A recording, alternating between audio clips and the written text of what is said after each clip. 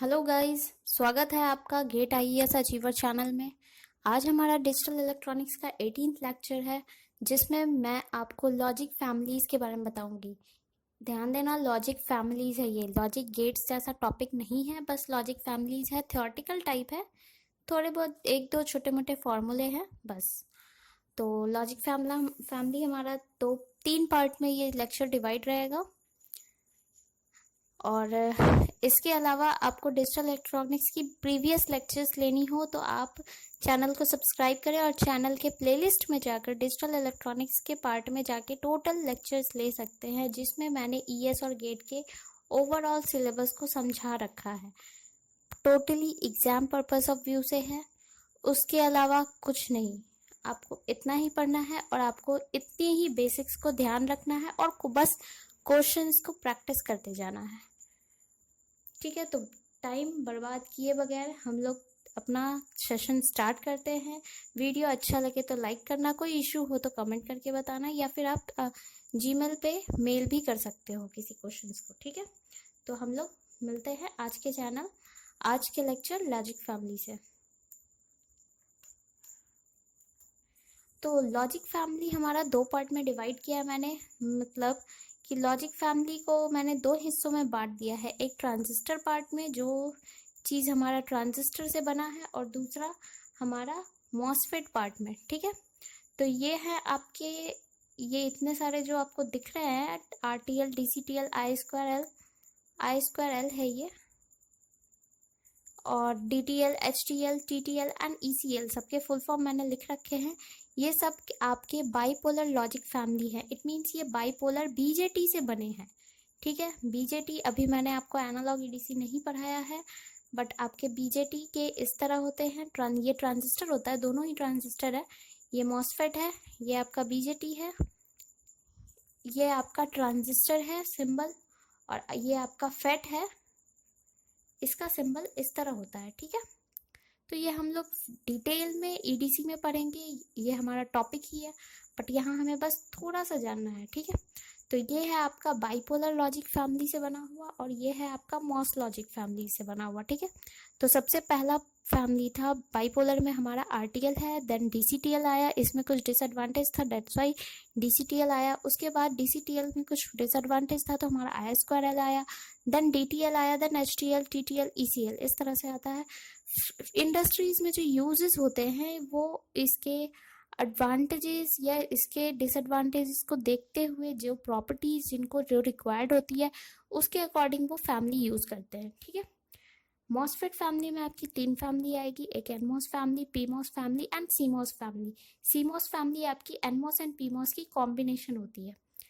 ठीक है, लेकिन ये सब हम पढ़ने से, इन सबको पॉइंट बाय पॉइंट पढ़ना है, बट इन सबको पढ़ने से पहले हम कुछ बेसिक्स जान लेते हैं, क्योंकि हमने अभी ईडीसी मैंने आपको नहीं पढ़ाया, एनालॉग अभी नहीं पढ़ाया है, इसलिए थोड़ा सा बेसिक जानना ज़रूरी है। तो जो सफिशिएंट है फिलहाल, बस मैं उतना ही बता रही हूँ, रेस्ट आपके मेन सब्जेक्ट में आएंगे। ठीक है, तो सबसे पहले हम लोग डायोड के बारे में जानते हैं। ठीक है, डायोड आपका ये है डायग्राम, इसका सिंबल है, जिसमें पी एन जंक्शन, ये दो जंक्शन से बना होता है। ठीक है, पी साइड आपका ये होता है, एन साइड आपका ये होता है। इसके दो केस आते हैं, दो नहीं तीन केस आते हैं, तीन कंडीशन होते हैं, बट तीसरा कंडीशन मोस्टली यूज में नहीं रहता, बस दो कंडीशन आपके मोस्टली यूज में होते हैं। First case is of forward bias. Forward bias means if अगर आपका पी साइड ज़्यादा पोटेंशियल पे है एन साइड के कंपैरिजन, तो ये आपका फॉरवर्ड बायस होगा। ठीक है, पी साइड किधर है, ये वाला साइड है आपका, इधर मैंने आपको +5 वोल्ट दिया है और एन साइड आपको मैंने 0 वोल्ट दिया है। इट मीन्स कि पी साइड पे ग्रेटर वोल्टेज है एन साइड के कंपैरिजन, तो ये फॉरवर्ड बायस की तरह एक्ट होगा। जब डायोड फॉरवर्ड बायस की तरह एक्ट होगा तो वो एज अ शॉर्ट सर्किट काम करता है। ठीक है, ये डायोड की प्रॉपर्टीज है। शॉर्ट सर्किट मीन्स कि आप डायोड को रिप्लेस कर दो एक प्लेन वायर से। ठीक है, case 2 reverse bias. Reverse bias just forward का उल्टा, अगर पी साइड का पोटेंशियल एन साइड के कंपैरिजन में कम होगा तो then it will be reverse bias. Reverse bias में ये एज अ ओपन सर्किट काम करता है। ये मैं दिखा देती हूँ किस तरह होता है। अब बात आती है अनबायस्ड की। अनबायस्ड का मतलब कि P side and N side दोनों ही साइड इसका पोटेंशियल सेम हो, दोनों ही साइड अगर इसका पोटेंशियल सेम हो तो ये अनबायस्ड हो जाता है, ठीक है। तो ये अनबायस्ड में भी open as a open circuit ही काम करता है। फॉरवर्ड बायस शॉर्ट सर्किट का मतलब है कि आप इस डायोड को, अगर ये डायोड फॉरवर्ड बायस है तो इसको आप सिंपली ये as a short circuit mean simple as a wire की तरह रिप्लेस कर सकते हो डायोड को। ओपन सर्किट का मतलब डायोड अगर रिवर्स बायस है तो ये आपका ओपन सर्किट होगा, ठीक है, इस तरह ओपन, जहाँ करंट फ्लो नहीं हो पाएगा।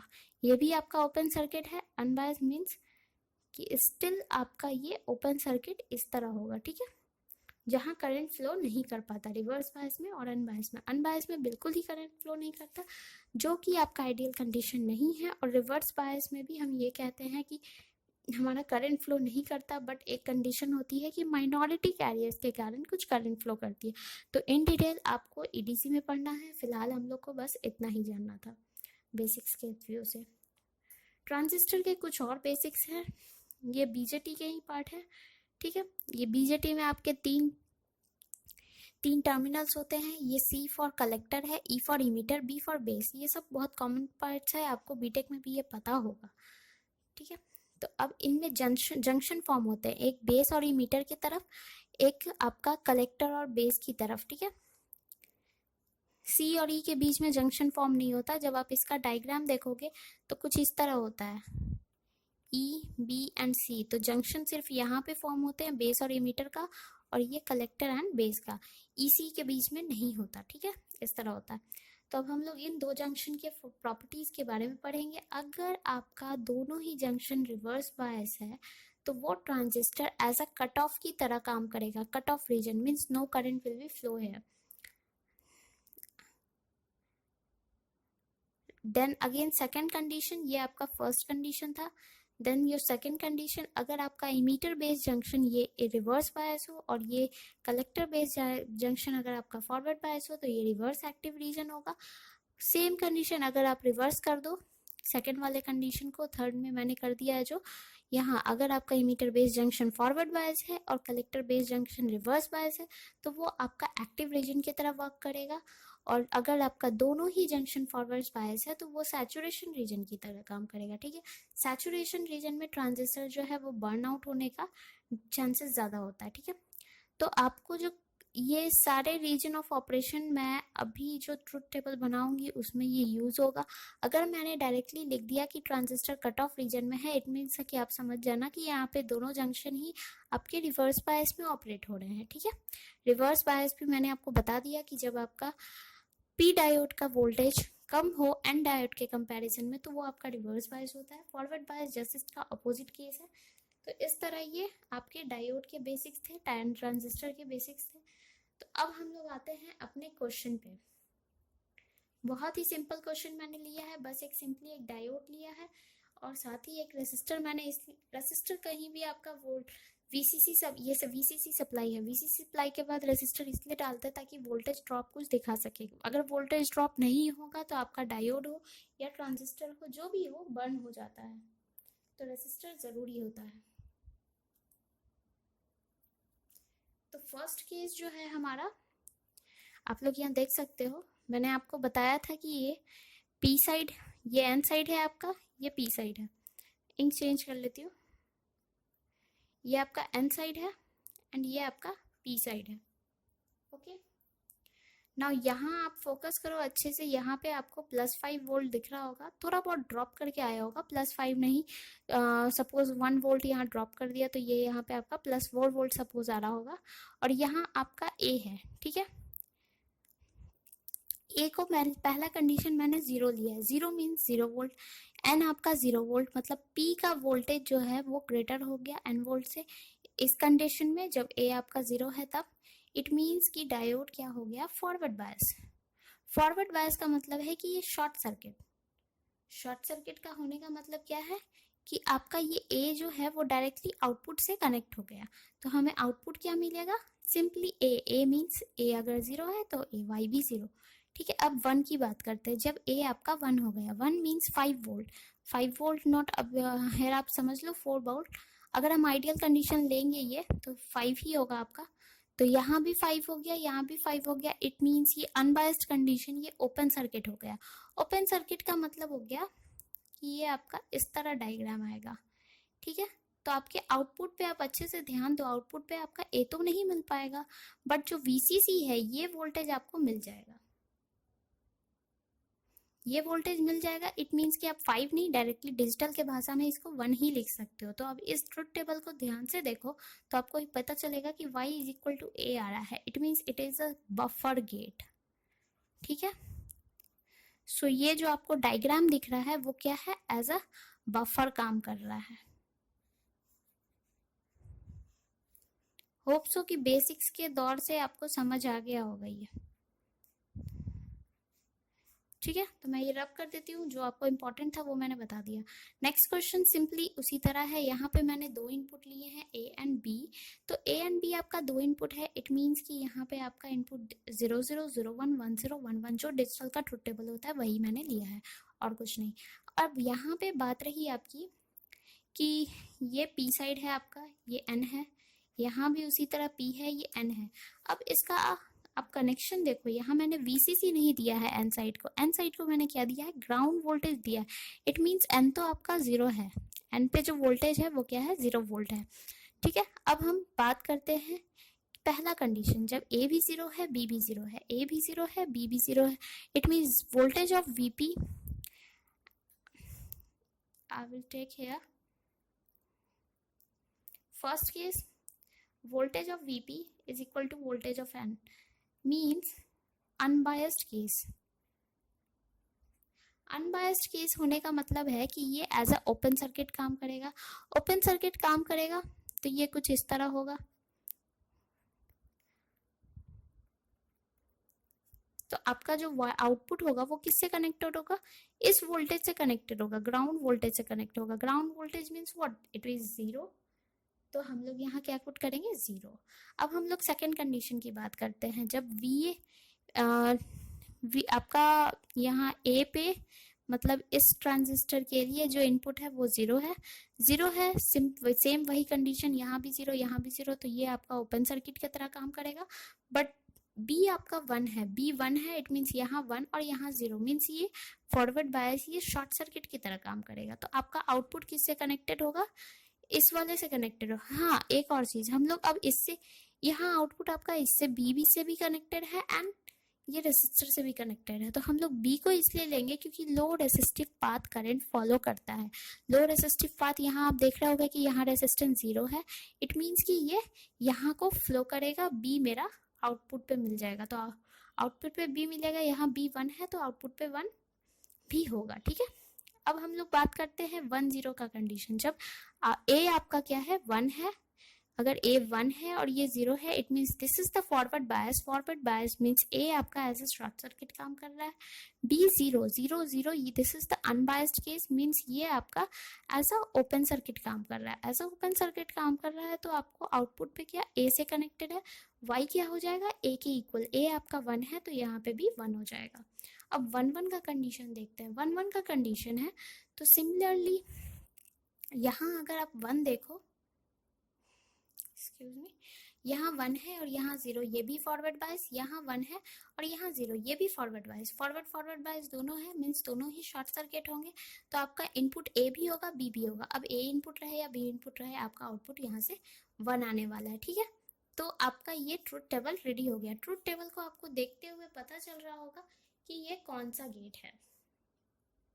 होप सो आपको truth table logic gates clear होंगे। अगर आपको टॉपिक्स क्लियर नहीं है तो आप प्रीवियस वीडियोस में, प्लेलिस्ट में जाकर डिजिटल इलेक्ट्रॉनिक्स के प्रीवियस वीडियोस को चेक कर लें। आपको स्टार्टिंग के लेक्चर्स में ही लॉजिक गेट्स मिल जाएंगे जहाँ पे मैंने ट्रुथ टेबल अच्छे से बता रखा है। वैसे ये आपका वाई क्या है, और गेट है, ठीक है। और गेट मीन्स ए प्लस बी। तो ये था आपका 2 क्वेश्चन जो बहुत ही सिंपल तरीके से था, डायोड के बेसिक्स के तौर पे था, और ट्रुथ टेबल को लेकर डिजिटलाइज करके मैंने बता दिया आपको कौन सा किस गेट को रिप्रेजेंट कर रहा है, ठीक है। नेक्स्ट हम लोग आते हैं लॉजिक फैमिलीज की कैरेक्टरिस्टिक्स क्या है। तो ये आपके कुछ टर्म्स हैं जो आपको पढ़ना है, जो आपको जानना है सबके बारे में, और इन्हीं टर्म्स पे हम लोग डिफ्रेंशिएट करते हैं सारे लॉजिक फैमिलीज को।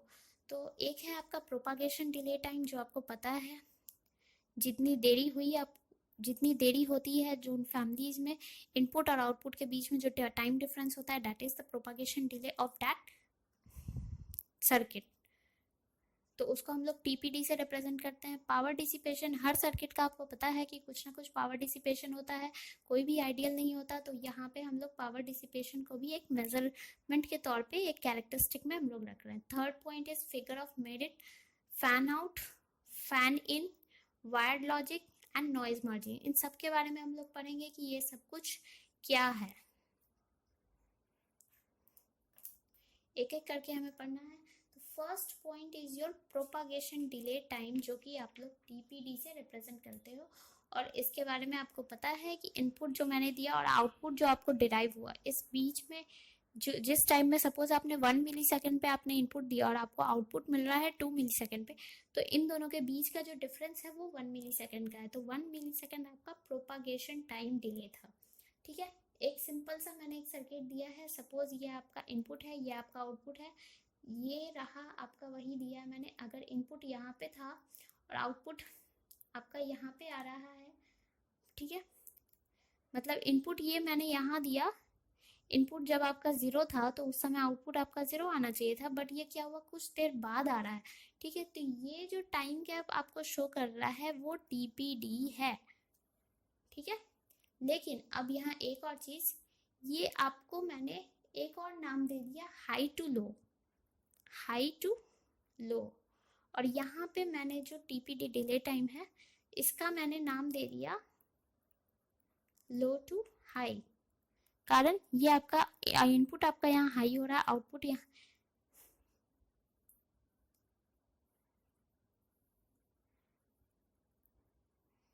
इनपुट आपका यहाँ पे लो था और आउटपुट यहाँ आपका क्या दिखा रहा है, हाई दिखा रहा है। ठीक है, तो ये आपका हो गया हाई टू लो, आउटपुट को देखते हुए इनपुट की तरफ जाते हैं। ठीक है, तो ये हाई टू लो हुआ और यहाँ पे आपका ये आउटपुट लो था, इधर आउटपुट इनपुट हाई था, that's why it is low to high. ठीक है, तो प्रोपागेशन डिले टाइम क्या होता है, एक इनपुट और आउटपुट का एक पूरे क्लॉक साइकिल में हम लोग मेजर करते हैं, इसलिए हमने इसका एवरेज लिया है।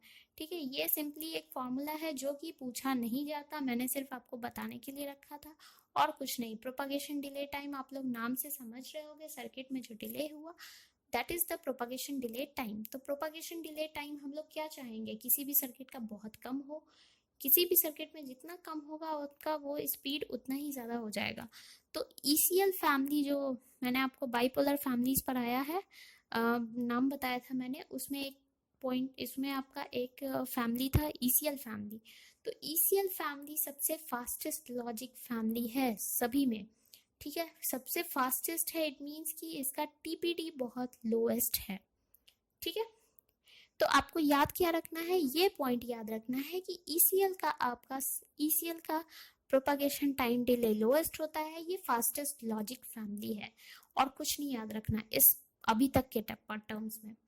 नेक्स्ट है आपका पावर डिसिपेशन। पावर डिसिपेशन आपको पता है, जो हीट या पावर इवॉल्व होती है, जो यूजलेस होती है, हमारी एनर्जी वेस्टेज है सर्किट की। ठीक है, इसको हम लोग मिली वॉट में मेजर करते हैं। मिली वॉट में मेजरमेंट बहुत छोटा यूनिट नहीं है, एक सर्किट के अकॉर्डिंग ये बहुत ज़्यादा है। मिली वॉट, इवन माइक्रो वॉट छोटा कह सकते हैं, बट मिली वॉट को हम लोग छोटा प्रोपगेशन डिले नहीं कह सकते हैं। ठीक है, तो हम लोग यहाँ पे पावर डिसिपेशन मिलीवॉट में ही मेजर करेंगे।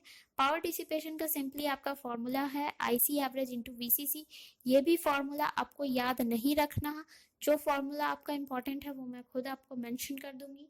फिलहाल ये फॉर्मूला भी आपको ध्यान नहीं रखना, मैंने सिंपली बस यूं ही आपको मेंशन करके बता दिया है।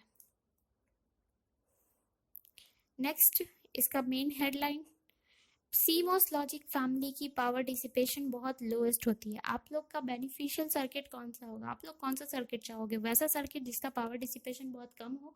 तो सीमॉस लॉजिक फैमिली अकेला ऐसा फैमिली है जिसका पावर डिसिपेशन बहुत कम होता है। तो आप लोग को ये पॉइंट याद रखना है, एक ईसीएल वाली पॉइंट, ये पॉइंट एंड ये पॉइंट। इसलिए मैंने रेड से हाईलाइट कर दिया इसे, ठीक है। फिगर ऑफ मेरिट की बात करते हैं। फिगर में ऑफ मेरिट आपका क्या है, propagation delay time multiplied with power dissipation. अब प्रोपागेशन डिले टाइम की आपकी यूनिट होती है नैनोसेकेंड एंड पावर डिसिपेशन की यूनिट होती है मिलीवॉट। तो इन दोनों को जब आप मल्टीप्लाई करोगे तो ये क्या आएगा, पिको जूल में आएगा आपका यूनिट, ठीक है। और आई स्क्वायर फैमिली, आई स्क्वायर एल एक लॉजिक फैमिली है, इसका फिगर ऑफ मेरिट बेस्ट है। बेस्ट है इट मीन्स इसका प्रोपागेशन डिले टाइम भी कम है एंड पावर डिसिपेशन भी कम है। फिगर ऑफ मेरिट ऑब्वियस है आपका कम होना चाहिए, इन दोनों का मल्टीप्लिकेशन है तो एक अच्छे लॉजिक फैमिली के अकॉर्डिंग, ठीक है। नेक्स्ट आपका कैरेक्टरिस्टिक है वायर्ड लॉजिक। इसमें आपको तीनों पॉइंट्स ध्यान में रखने हैं।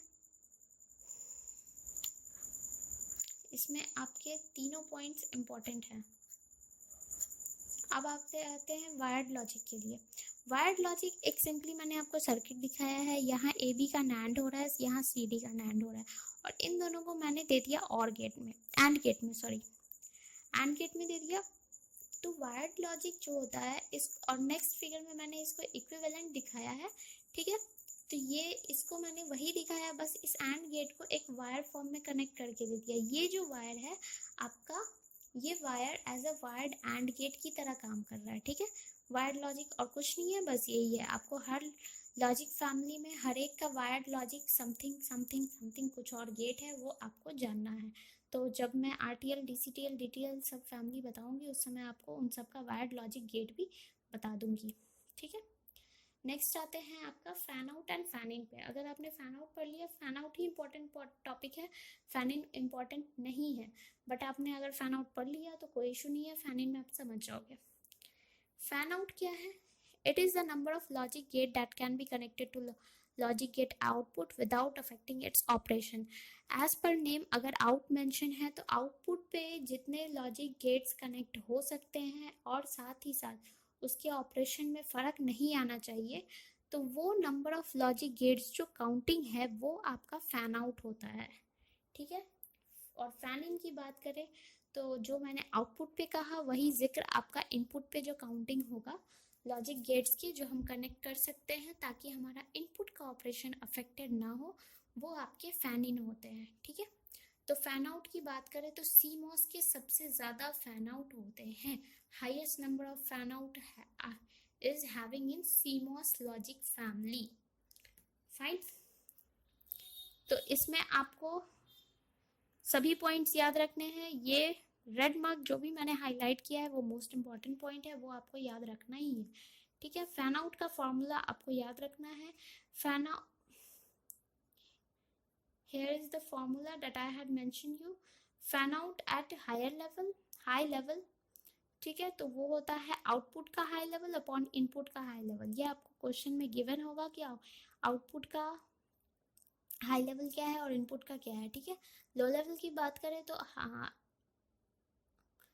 तो हम लोग आउटपुट, वही हमें लिखना क्या है, आउटपुट अपॉन इनपुट, बस और कुछ नहीं, आउटपुट अपॉन इनपुट। अगर लो लेवल की बात करेगा तो दोनों output upon input low level पे होगा, हाई लेवल की बात करेगा तो हाई लेवल पे होगा। High level means 1, low level means at 0, ठीक है। अब अगर इन दोनों कंडीशन में आपका आंसर तो एक आने वाला, ऑप्शन तो सिर्फ एक ही होगा।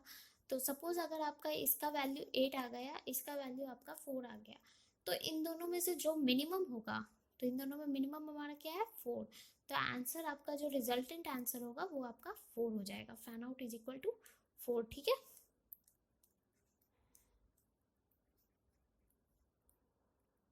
अब हम लोग आते हैं फैन इन, आपको मैंने बता दिया, तो हम लोग नेक्स्ट टॉपिक पे आते हैं, आपका most important topic noise margin. इस पे भी आपके क्वेश्चंस होते हैं और डायरेक्टली जो ये मैंने फॉर्मूला ये मैंने एक डेरिवेशन टाइप लिखा है, ये इंपॉर्टेंट है एंड ये वाला इंपॉर्टेंट है और आपका ये पॉइंट इंपॉर्टेंट है, रेस्ट नथिंग। नॉइज मार्जिन की बात करें तो ये नॉइज मार्जिन होता क्या है, सपोज आउटपुट पे मैंने एक मार्जिन दे दिया, स्केल मार्जिन, कि भैया हमें इस सर्किट के लिए इतना ही नॉइज मार्जिन मैंने दिया है। इट मीन्स कि इतने के बीच अगर नॉइज आया तो वो रिमूव कर दे, इतना हमारा नॉइज मार्जिन है। अगर इससे ज़्यादा आया तो दिक्कत है, आप अपना समझ लो। अगर इससे कम आया तो बिल्कुल सुटेबल है, कोई इशू नहीं है, ठीक है। ये आउटपुट के हाई लेवल पे भी मैंने मेंशन कर दिया और लो लेवल पे भी मेंशन कर दिया, इनपुट के भी हाई लेवल पे भी मेंशन कर दिया एंड लो लेवल पे भी मेंशन कर दिया। तो नॉइज मार्जिन सिर्फ एक मैक्सिमम टू मैक्सिमम रेंज है नॉइज वोल्टेज की, जो कि हम लोग गेट के इनपुट या आउटपुट पे ऐड करते हैं ताकि हमारा आउटपुट ऑपरेशन में कोई अफेक्टेड ना हो, नॉइज से हमें तकलीफ ना हो, बस यही है नॉइज मार्जिन। तो HTL का नॉइज मार्जिन बहुत हाई होता है। अगर हाई होगा, जिसका नॉइज मार्जिन हाई होगा, तो उस रेंज में सपोज मैंने 5 वोल्ट का नॉइज मार्जिन दे दिया, इट मीन्स कि नॉइज मार्जिन अगर आपका उस एरिया में 2 वोल्ट का चल रहा हो उस सर्किट में, तो बहुत आराम की बात है, हमें वो नॉइज मार्जिन को टच ही नहीं करेगा, एक्सीड ही नहीं करेगा, मतलब हमारा नॉइज अफेक्ट नहीं करेगा। तो बहुत अच्छा बात है। तो नॉइज मार्जिन जितना हाई होगा हमारे सर्किट के लिए उतना अच्छा है, हमारा आउटपुट उतना ज़्यादा अफेक्ट नहीं होगा। ठीक है, तो HTL फैमिली ऐसा फैमिली है जिसका नॉइज मार्जिन हाईएस्ट है, यहाँ पे नॉइज बहुत कम अफेक्ट करता है। ठीक है, मैं बिल्कुल 0% नहीं कहूँगी क्योंकि वो आइडियल कंडीशन है, वो प्रैक्टिकली एग्जिस्ट नहीं करता। तो ये एक बनाया है मैंने आउटपुट का, मैंने हाई लेवल पे एक लेवल सपोज ये डाला, लो लेवल का लेवल मैंने ये डाला, तो इनपुट का मैं इससे ज़्यादा डालूंगी, तभी तो आउटपुट माइनस इनपुट आपका कुछ रेंज बचना चाहिए। ठीक है, इनपुट का लो लेवल भी मैं ज़्यादा डालूंगी ताकि इनका कुछ ना कुछ रेंज बच सके। तो इसी डायग्राम के बेसिस पे मैंने लिख दिया VOH should be greater than VIH, VIH should be greater than VIL and VIL should be greater than VOL। तो ये LL इनपुट अपॉन आउटपुट की लो लेवल की बात कर रहा है तो ये noise margin at low level है, और ये इनपुट एंड आउटपुट की हाई लेवल की बात कर रहा है तो ये noise margin at high level है। ठीक है, तो नॉइज मार्जिन आपका माइनस होता है, आउटपुट माइनस इनपुट में होता है, लो लेवल में रहे तो लो में करो, हाई में है तो हाई में करो, माइनस करो। ठीक है, उसके बाद इन दोनों में जो मिनिमम होगा वही आपका एग्जैक्ट रिजल्टेंट वैल्यू होगा। जिस तरह फैन आउट और फैन इन की बात कर रहे थे हम लोग, उसी तरह नॉइज मार्जिन में भी यही है, हमें क्या लेना है, रिजल्टेंट वाला हमें मिनिमम होना चाहिए, मैक्सिमम वैल्यू आप लोग नहीं ले सकते हो। तो ये था आपका बेसिक्स, जो आपको कुछ कॉन्सेप्ट समझने के लिए इम्पोर्टेंट थे, और आपके कैरेक्टरिस्टिक। नेक्स्ट लेक्चर में हम लोग लॉजिक फैमिलीज के बारे में, जो हमारा RTL, DCTL, DTL, ये सारे पॉइंट्स हमें पढ़ने हैं, इन सारे लॉजिक फैमिलीज के बारे में पढ़ने हैं। और उसके बाद हम नेक्स्ट लेक्चर में NMOS, PMOS एंड CMOS को देखेंगे, और उसके बाद एक फाइनली एक कंक्लूजन होगा, एक ओवरऑल कंक्लूड आप कह सकते हो कि जो मैंने कंक्लूड करके शॉर्ट किया है, या फिर आप ये कह सकते हो कि एक ट्रिक दिया है मैंने। ठीक है, तो रेस्ट जो इसके 2 लेक्चर है वो अटेंड करें, उससे क्वेश्चंस के इम्पॉर्टेंट व्यूज है, और इस सेशन में जो मैंने रेड मार्क से इम्पॉर्टेंटली मार्क किया है वही थियोरेटिकली आपके इम्पॉर्टेंट है। न्यूमेरिकल में 1-2 पॉइंट जो भी थे वो यहीं से थे, और रेस्ट आपका न्यूमेरिकल इसमें नहीं है। ठीक है, तो आज का सेशन अगर आपको अच्छा लगे तो लाइक करना, और जो भी इशू हो तो आप कमेंट कर देना, मैं आपको वो क्लियर कर दूंगी। इसके अलावा आपको किसी भी सेशन में कोई भी इशू आया हो तो वो भी आप कमेंट कर सकते हो। साथ ही अगर कोई प्रीवियस लेक्चर को लेके हो तो वो आप लोग प्लेलिस्ट में जाकर प्रीवियस लेक्चर को एक बार अटेंड कर लेना क्लास, तो वो सारे कॉन्सेप्ट आई होप सो कि आपको क्लियर रहेंगे। ठीक है, तो फिर हम अगले लेक्चर के लिए फिर मिलते हैं कल, तब तक के लिए गुड बाय। और सेशन अच्छा लगे लाइक कर देना, चैनल को सब्सक्राइब कर देना एंड शेयर कर देना अपने फ्रेंड्स को भी।